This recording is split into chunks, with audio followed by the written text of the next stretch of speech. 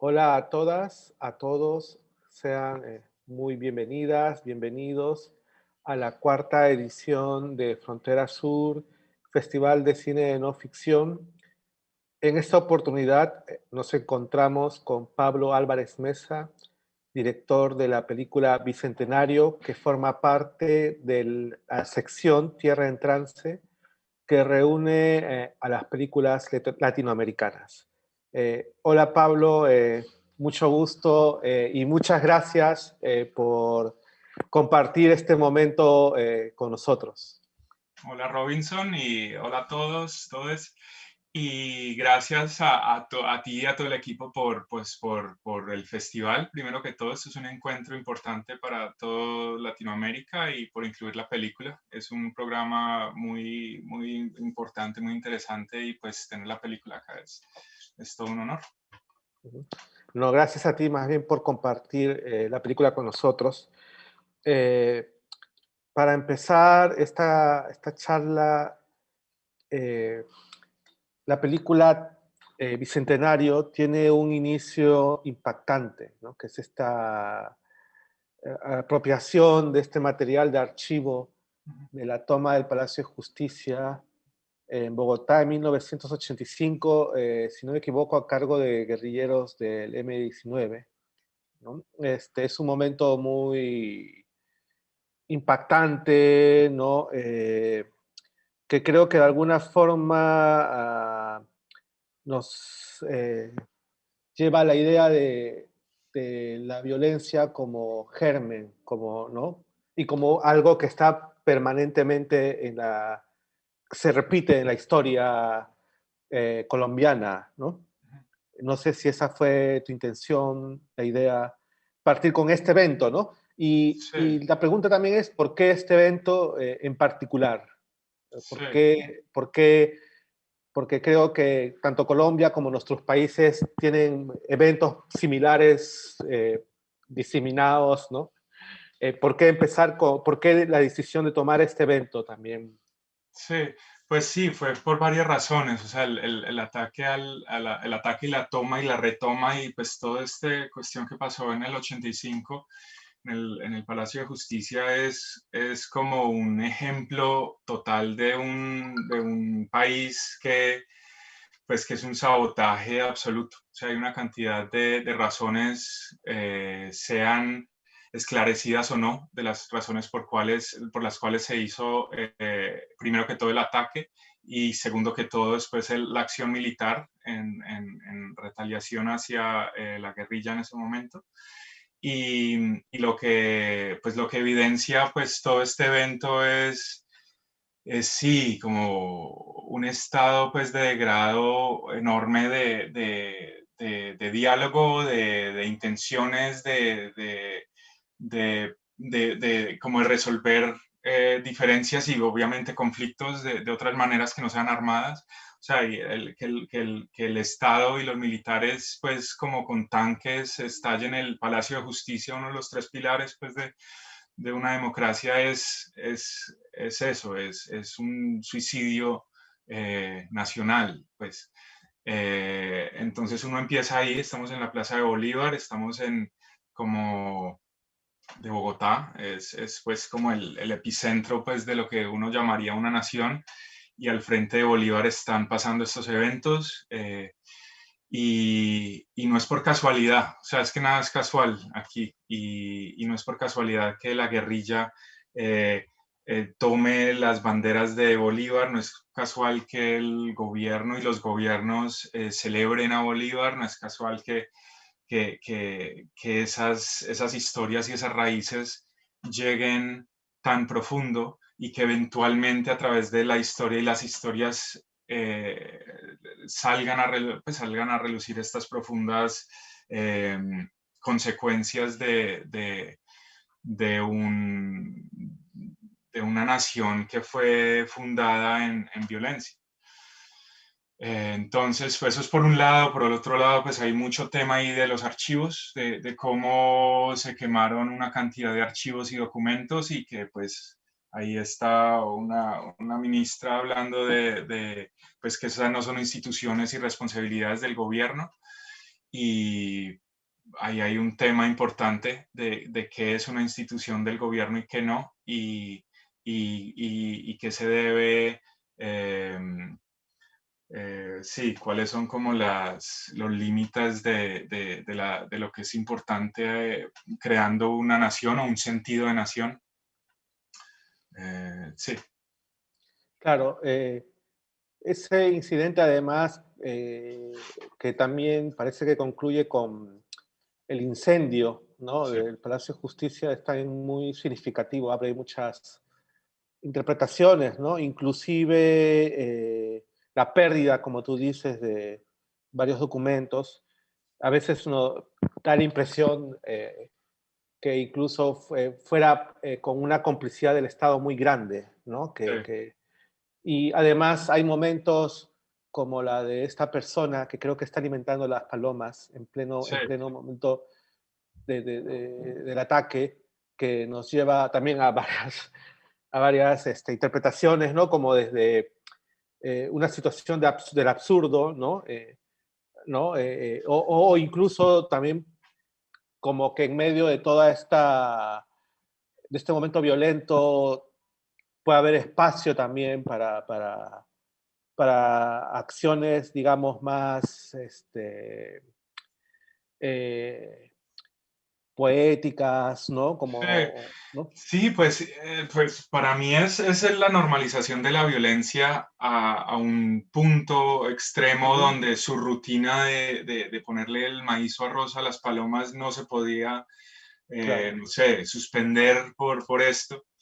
O sea, es un estado de apatía y Ujú, pues, callosidad, pues, en un extremo que lo vivimos ahora. Estamos, por ejemplo, ahora estamos en otro encuentro, un momento enorme de violencia estatal y, y, y hay gestos como estos, hay gestos de gente dándole de comer a las palomas en diferentes sentidos y es muy complicado y todo es evidencia de un orden político, de una noción política eh, completamente porosa en los ujú. mejores de los momentos y completamente pues inexistente en los peores y la fluctuación entre esos dos espacios es donde transcurre la historia y así, y sí, pues y en Bicentenario pues estamos celebrando el génesis de lo que llamamos Colombia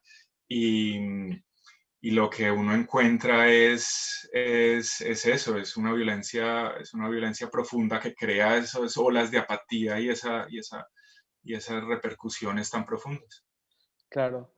Y por otro lado, la película también hace alusión constantemente a la figura de Bolívar, ¿no? Sí.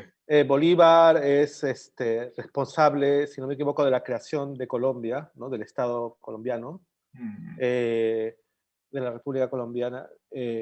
Pero más allá de ser como una figura de fundador, eh, qué otras ideas eh, has tratado de trabajar tú acerca de Bolívar, de la imagen o figura de Bolívar? Sí, pues sí, ese es el tema. El tema, pues, para no expandirnos mucho en la parte de la historia, pero la historia más completa ¿Mm? debe involucrar a lo que está pasando en Francia con Napoleón y con sus ataques a expansionistas en España y cómo España tuvo que retraerse económica y militarmente de su colonia y cómo, pues, élites... al ver esos espacios, obviamente ellos iban a hacer la transición de poder. Entonces, pues Bolívar es responsable, pero es una clase social que fue responsable de asumir el cargo, no necesariamente de liberación, sino de asumir el cargo del vacío de España a consecuencia de Francia. O sea, es una cadena de situaciones donde pues estas estatuas y estos monumentos a Bolívar pues son obviamente pues él fue un líder militar tremendo y históricamente eso es imposible pues, de dudarlo, pero como como político, como constitucionalista, no era necesariamente sus intenciones. Él sí era más sobre territorio, sobre expansión de territorio, y pues sus ídolos, Napoleón era pues como fuente de inspiración para sus cosas. Y pues la cuestión entonces ahí va que Colombia estamos en una guerra por la tierra, por el territorio. Entonces, y con una falta enorme, con un vacío enorme político. Y ahí va la cuestión de Bolívar y de tener un padre político, por decirlo de alguna manera, en un hombre que usaba violencia y tenía sus intereses particulares, de nuevo, y de élites de control económico, más que de crear una nación. Y otra cosa era que él era más federalista y una cantidad de otras cuestiones, pero uno no crea un país de un día para otro, entonces era imposible crear el Estado pues, que él pretendía tener de un día para otro, sabiendo que no había pues, una historia política de autogobierno. Entonces, lo que fue creando fue una completa distorsión de lo que significaría o podría llegar a haber sido un Estado bien interesante. Y en vez lo que creó, o lo que se creó a consecuencia de esa clase de violencias fue un problema, o sea, un problema con los indígenas enorme, con los esclavos y los negros enorme, y una casta que fue lo que creó pues, el Estado. Y ahí seguimos 200 años más tarde, y eso es lo que se celebra. Claro, de alguna forma, digamos, Bolívar en gran parte, desde el Génesis, es responsable, digamos, eh, o al menos, digamos, que desde Bolívar están todo presentes todos los males que va a sufrir Colombia más adelante, ¿no? En estos Sí, 200 pues, años. y claro, como todo, ponerle pues como una culpa a una persona es imposible, o si no hubiera sido él, había otros muchos generales que hubieran hecho eso, entonces esto iba a Claro. pasar. Pero sí es de alguna manera como irnos al pasado, conversar con el pasado y tratar de desmenuzar lo que sucedió, mirar estos monumentos como no unos monumentos de ese metal impenetrable que nos mira desde arriba, sino es como tratar de asumirlos como una creación de ingeniería política, que eso es lo que es, y que estos rituales políticos que se le hacen a, pues a estos próceres tienen sus repercusiones en el tiempo y, y actúan aún. O sea, no es que solamente se haga una celebración hacia el pasado, se hace una celebración hacia el futuro, y es muy particular lo que se celebra a través de Bolívar. No se celebra a Bolívar, sino que se celebra a través de Bolívar unas ideologías muy particulares. Entonces es mirar eso, es mirar a través de esos bronces y, y ver qué es lo que realmente funciona, cómo funciona, para quién funciona, esas celebraciones y esos rituales, a través de qué se hacen, para quién se hacen, y qué es lo que eventualmente fomentan o qué es lo que eventualmente eh, traen a flote. Y bueno, a mí me llamó la atención que una de las maneras que la película invoca a Bolívar es a través de una voz femenina que susurra como si estuviéramos en una sesión de espiritismo, ¿no? Sí. ¿Por qué se tomó esta decisión, ¿no? Que a mí un poco que me rompe de buena manera, en el buen sentido de la palabra, un poco cómo se planteaba la película, ¿no? ¿Por qué se tomó esta decisión? Sí, es exactamente eso, es romper con estos monumentos, y no son solo los que están en las plazas, sino son monumentos mentales, ideológicos que tenemos, Y pues una manera que surgió fue, es como hacerle, sí, hacernos una psicoterapia o un exorcismo de Ujú. alguna manera para romper ese monumento interno que tenemos hacia esas verdades absolutas que nos han impuesto y que están tan cementadas dentro de de nuestros, ¿qué? Y el espiritismo, entonces, pues, o lo que se pretende entonces ahí es involucrar una voz femenina unas prácticas válidas y unas prácticas que miran a la realidad y enfrentan a la realidad de una manera muy política, de una contención muy fuerte, desde la periferia, desde un espacio que no fue por su estado colonial y antirreligioso, entonces estaban en la periferia del status quo y cómo entonces desde esa periferia se puede romper el status quo. Era como un gesto de qué tan importantes son las periferias dentro de la resistencia para darnos luz eventualmente cuando esos monumentos son tan impenetrables en nuestras realidades. Y para volver entonces al presente, es lo que está pasando ahora con los artistas, con las artistas, con muchos grupos de resistencia que en las periferias eh, se, se, se, se, se establecen para romper esas realidades que se vuelven impuestas. ¿Y cómo fue el trabajo con el material? Creo que hay dos tipos de material tan distintos como es el video analógico, que creo que es el de los archivos, Sí, y el celuloide, ¿no? sí.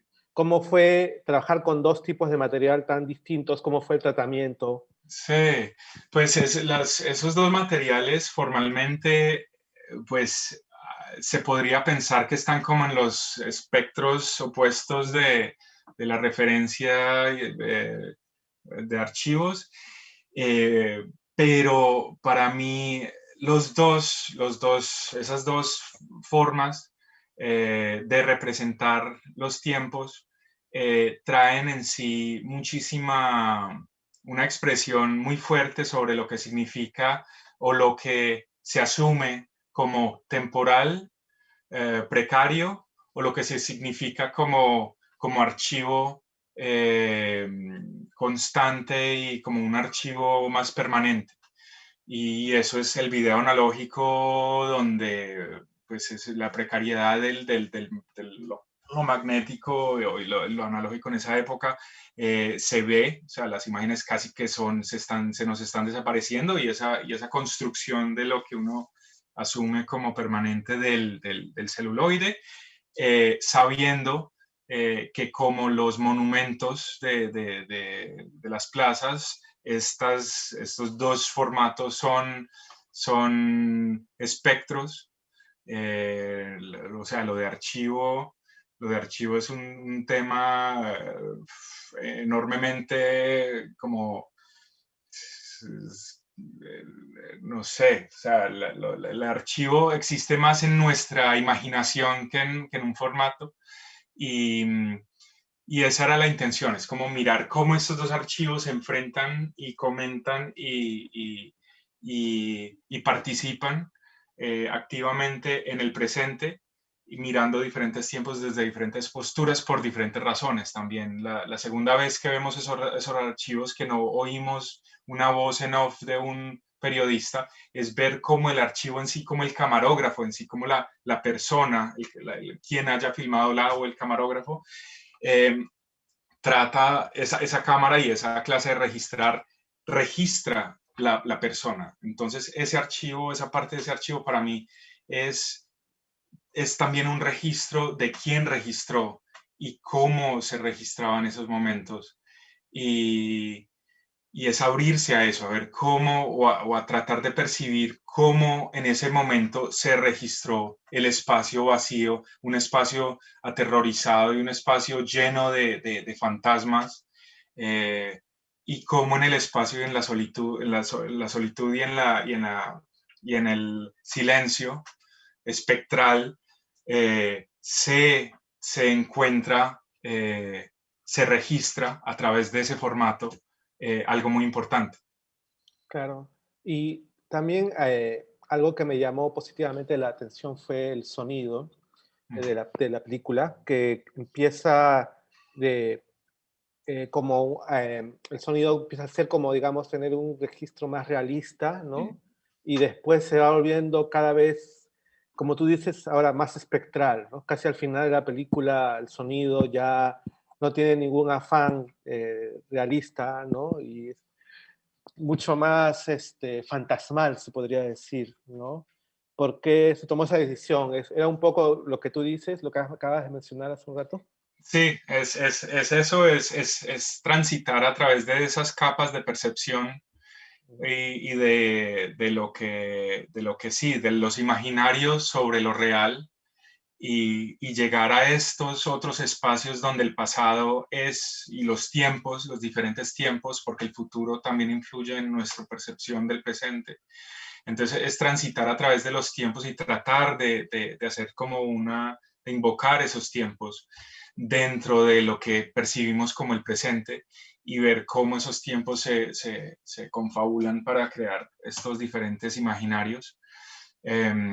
Otra cosa era parte pues, de la concepción sonora era usar unas técnicas que tienen los espiritistas de usar, se llama fenómeno de voz electrónica.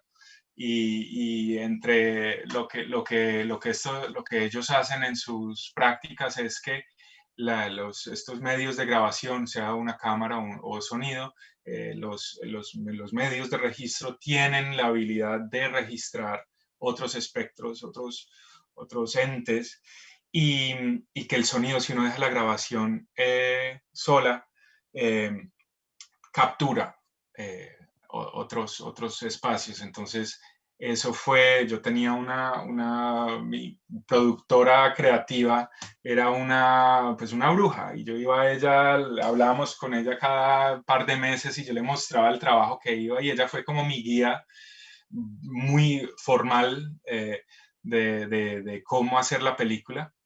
Y esa fue una de las como situaciones que surgió de esas conversaciones. Entonces fue como una manera interesante de pensar en el sonido también y de pensar en el silencio como un espacio lleno y de grabar los espacios activamente. Ahí hablamos con un historiador muy importante de uno de los pueblos donde visité y éramos caminando sobre el territorio, caminando sobre el camino de Bolívar, tratando de hacer una intervención física localizada y con una temporalidad importante, porque entonces todas estas grabaciones se hacían en el día por donde cuando había pasado Bolívar y las tomas son en la celebración del día de... Entonces a mí me gusta también esa analogía que hay dentro de los tiempos y que la cámara filmara y que el sonido filmara 200 años después del evento y tratar como de acercarnos o al menos revolver un poco esa noción del tiempo y que la película entonces en sí se vuelva una mediación de tiempos, de espacios, de percepciones y entonces sí, película entonces sí empieza con un tratamiento muy directo y eventualmente se va buscando otras maneras de percibir.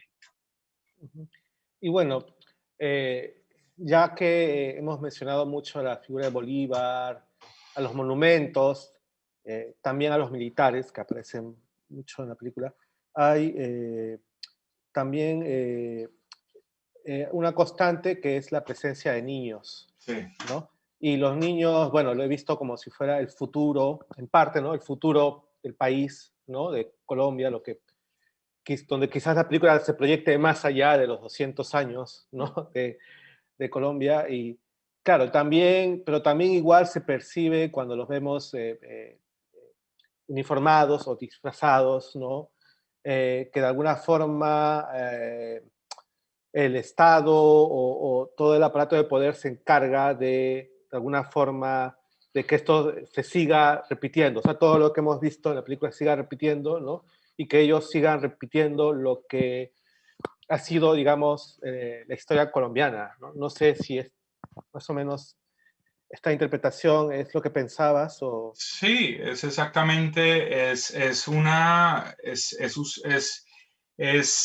sacar el archivo, o sea, lo que se hace en esa clase de ritual es, remover, o sea, es volverte la gente monumentos, eh, y volvernos archivo de particularidades. Entonces, lo que también pretende entonces la película es eso, es como removerle la pátina, esa, ese sentido de que así es porque así fue. No debería ser necesariamente unas recreaciones militaristas, para pensar en un movimiento o una celebración de independencia. O sea, hay muchísimas otras maneras de hacer como gestos más inclusivos, más generativos, más diversos, que, que, que, que disfrazar las próximas generaciones en militares y quedarnos ahí. Eh, y entonces eso es lo que se hace, eventualmente entonces se empieza a asumir que el gobierno es militar, que la ciudadanía es militar, que los espacios públicos son militares, que todo es militar, y entonces que lo que está pasando ahora en estas protestas es una falta también de Colombia, y como para saltar al presente, es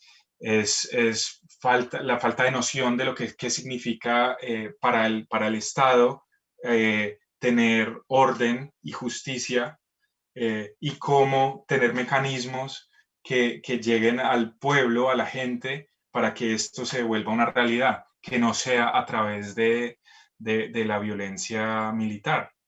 Y tiene que haber otra salida, tiene que haber otra manera, tiene que haber otra forma de que asumamos como entre todos la idea y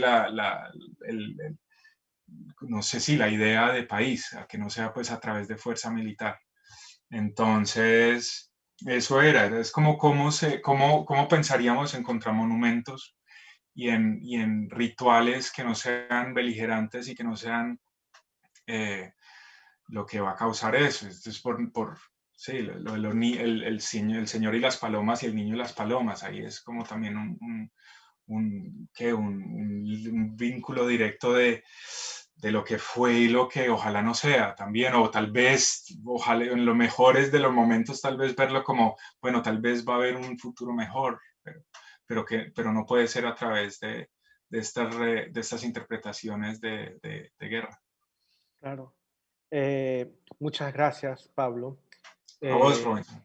eh, y bueno, es una pena que esta radiografía tan precisa que haces de tu país sea también la de nuestros países, ¿no? De los países de nuestra región, Latinoamérica, ¿no? Sí, Mi país, Perú, o sea, puede calzar perfectamente con lo que tú describes de tu país, por ejemplo, ¿no? Y sí. en estos momentos, además, porque Colombia también en estos momentos está viviendo eh, cosas como la que describes en tu película, ¿no? Y es que por eso es que hay que mirar para atrás, hay que mirar de dónde surgen los comportamientos y cómo nos asumimos como entes y agentes políticos, y cómo la política funciona en nuestros territorios, y cómo podemos volver a hilar nuevas relaciones con lo que es el ser político, y el, porque es que está muy roto, entonces lo que resulta siendo ya cuando se fragmenta todo es un actuar militar. Eso es evidencia del, pues de lo fragmentado, de lo mal que está la política, de lo mal que se entiende y de lo mal que se practica, y de lo mal que... Sí, pues ojalá todo mejore y que se quede al menos en 200 años, que no, que, que no sobrepase al menos esa fecha, esperemos, ¿no? Sí, Aunque todo sí. parece indicar lo contrario, pero esperemos Ahí vamos, pues lo hay cierto optimismo de tal vez vengan cosas importantes, pero tiene que ver con participación Ujú. individual y participación política y reimaginarnos la política, reimaginarnos también diferentes formas de participación. Sí, ojalá sea así. Muchas gracias, Pablo. Muchas gracias por compartir este momento con nosotros. A vos y a todo el equipo, muchísimas gracias y nos vemos ojalá pronto. Y muchas gracias a las personas que nos han también acompañado en esta conversación. Y les invito a que revisen la programación de la cuarta edición de Frontera Sur y que disfruten del resto de películas. Gracias.